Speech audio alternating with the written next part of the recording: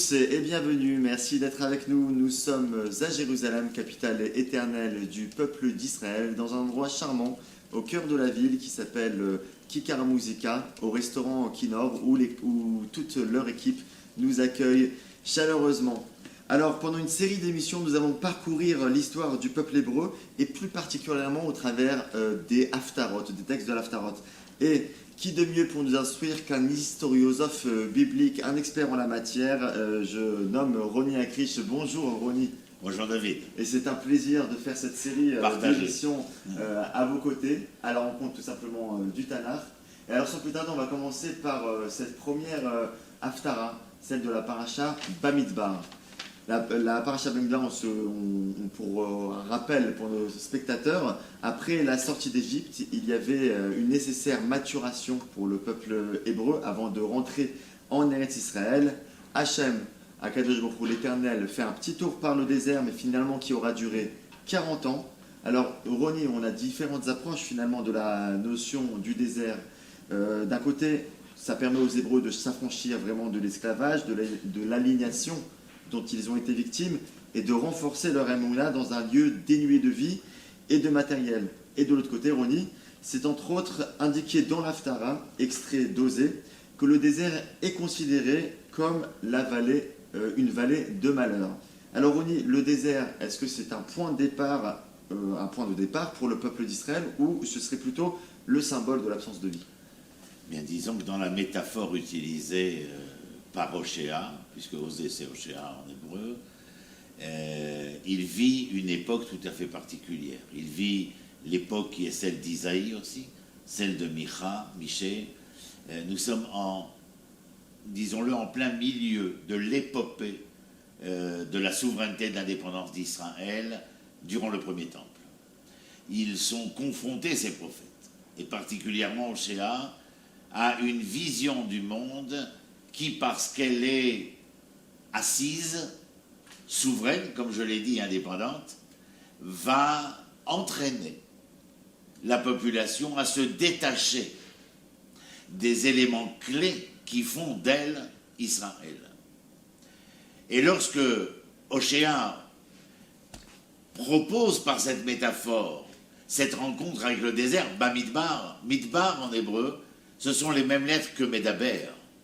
Mais c'est parce que peut-être la parole émise dans la cité était une parole tronquée, fallacieuse, qu'il faudra entendre dans cette métaphore qu'Israël aurait peut-être comme l'homme individuel, mais la société israélienne de cette époque aurait besoin de devoir vivre et être à même de survivre dans un lieu où rien ne s'entend et rien ne se voit, parce que nous attendons de voir et d'entendre de cet homme ou de cette société ce qu'il est capable de dire au plus vrai de lui-même. C'est le sens de la métaphore du désert. Roni, on a une analogie entre le début de notre Haftara et le début de la paracha Bamidbar, qui ouvre finalement le 4e des 5 livres de la Torah. Dans Bamidbar, l'Éternel demande à Moshe de procéder au dénombrement des Hébreux. Et dans le premier verset de l'Haftara que j'ai ici sous les yeux, Osée parle aussi du nombre des enfants d'Israël, mais plutôt dans le sens où un jour, ce nombre des enfants d'Israël, on ne pourra plus le compter. Il sera comme le sable de la mer qu'on ne peut ni mesurer, ni compter. Alors, Roni, ma question est toute simple. Déjà, pourquoi dénombrer? On a l'impression qu'on fait une sortie de classe et qu'il faut compter à chaque fois. Systématiquement, on retrouve cette notion de... Dans le texte anarchique, il sera fait reproche à David d'avoir voulu décompter par lui-même. Lorsque l'Éternel le demande, certains de nos commentateurs diront c'est parce qu'il les chérit, qu'il veut savoir non seulement où sont-ils, mais combien sont-ils. Mais je crois que le dénombrement dont parle Oshéa, pour rester dans l'Haftara et ne pas nous laisser entraîner trop par la paracha, concernant le propos de Oshéa, c'est un propos de consolation. Mais un propos de consolation qui est intimement lié au propos de réprimande. Lorsqu'il va déclarer qu'Israël se comporte comme une prostituée, et que cette prostituée va être, quémandée par Dieu, le prophète, tout dépend comment on analyse, à savoir que le prophète lui-même est quémandé à devoir épouser cette prostituée. Il y a là une volonté de nous faire entendre quelque chose, de mettre le prophète au plus proche de ce qui est un déviationnisme dans le texte tanakhique, et lorsqu'il aura des enfants avec cette prostituée, et que l'Éternel le réinterpellera en lui demandant de quitter cette prostituée, d'abandonner ses enfants, la réponse de Hoshea sera absolument extraordinaire. Ce sont mes enfants, et quels qu'ils soient, je ne les abandonne pas. Et l'Éternel entend cette phrase de Hoshea en lui disant, et qu'importe qu'ils soient les enfants de cette prostituée, parce que l'Éternel, dit l'exégèse biblique, aurait dit, mais es-tu sûr que ce sont tes enfants, vu le métier de madame? Et Hoshea de dire, ce sont mes enfants, et quels qu'ils soient, ils resteront mes enfants. On a l'impression que Dieu tire sa révérence devant Hoshea en lui disant, merci de votre réponse, cher prophète. Mes enfants, je les aime, Israël Sherata, Afilou Sherata, Israël ou Israël qui a fauté, même s'il a fauté, il reste Israël. Justement, Ronnie, cette notion de prostitution, comme vous le dites, elle est très présente dans cette Haftara, notion évidemment qui renvoie directement à l'infidélité du peuple. Et on a deux passages qui sont très présents. Va tesser Zenunea Mipanea, et je ferai disparaître la prostitution de sur sa face. Et on a un autre passage qui dit qu'Izantaïma, leur mère s'est prostituée. Bon, alors quel est le rapport Là, il y a deux choses. D'abord, ce que j'ai signalé précédemment, où il y a ce jeu littéraire qui vient nous faire entendre une réalité, celle que j'ai exprimée. Au moment où les enfants demandent ce qu'il en est de la relation à la personne qui est la plus proche, celle qui nous offre les valeurs de la vie, le sens moral de la vie, la mère, eh bien, Hoshea répond que la mère ici a choisi son rôle dans une vie qui relève d'un genre différent. Elle a choisi de s'offrir à d'autres qui seraient à même de lui apporter ce à quoi elle aspirait. Celle-ci reviendra à de meilleurs sentiments, mais c'est le sens de la consolation. Oui, mais on justifie la prostitution dans ce cas-là. On justifie l'infidélité, pardon. Non, au contraire, il y a ici une volonté de nous faire entendre que son éloignement est intimement lié à sa volonté d'aller se mettre en quête de ceux qui lui apporteront la richesse, qui répondront à sa cupidité, etc. Ce n'est que par la suite, dans le texte de la Haftara, que nous verrons Madame se repentir en disant que, en fin de compte, le premier, l'homme qu'elle avait rencontré, si on veut l'appeler Hoshea, on l'appelle Hoshea, tout est métaphorique, d'une utilisation littéraire, poétique et lyrique. Mais le sens ici est que lorsqu'il parle de la mère et qu'il la présente comme ayant choisi par elle-même de se mettre au banc de l'histoire, il est les valeurs acquises précédemment par les enfants qui têtent le sein de la mère et donc, en fin de compte, se nourrissent de cette essence de douceur, de valeur et d'éthique, sont des choses à remettre en question au vu et au su du comportement de la mère. Justement, Ronnie Aklish, le désert, on le sait, est un lieu de rencontre, vous l'avez dit au début de cette émission, et dans cette Haftara où on a cette volonté de Hakadosh Baruch Hu, de Dieu, de se rapprocher, de se réconcilier avec ses enfants, on a souvent Israël qui est comparé à la femme. On a un passage qui dit « Ilo Ishti ». Pourquoi pourquoi Israël serait comparé à une femme? Quand il dit elle n'est pas ma femme dans le sens de Ishti, mais le rôle de la femme, le rôle du féminin est ici non pas exacerbé, mais mis, au reflet de notre entendement et de notre compréhension.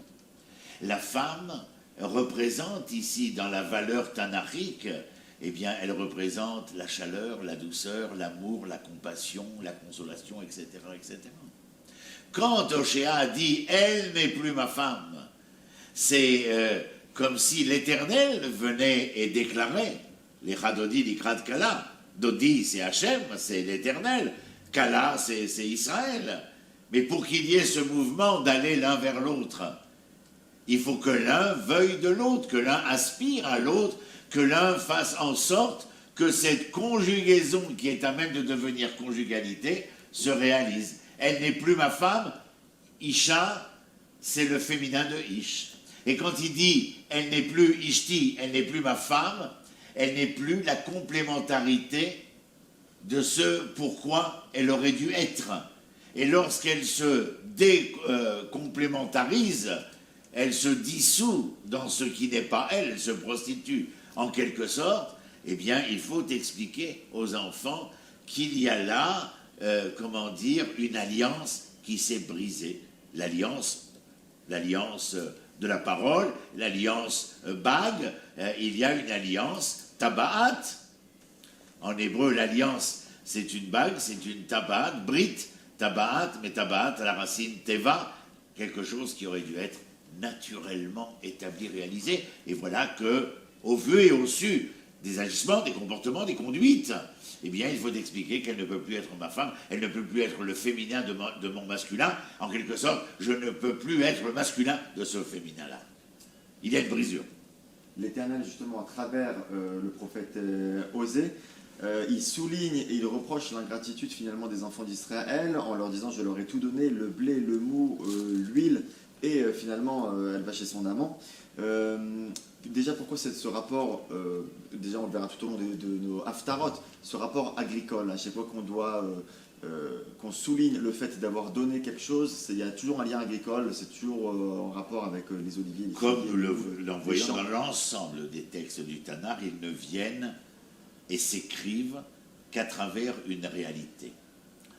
Une des grandes problématiques dans l'écriture, c'est d'essayer de trouver la jonction possible entre la vérité et la réalité. Et lorsque vous voulez décrire une réalité, il faut que cette réalité touche à ce qu'il y a de plus vrai.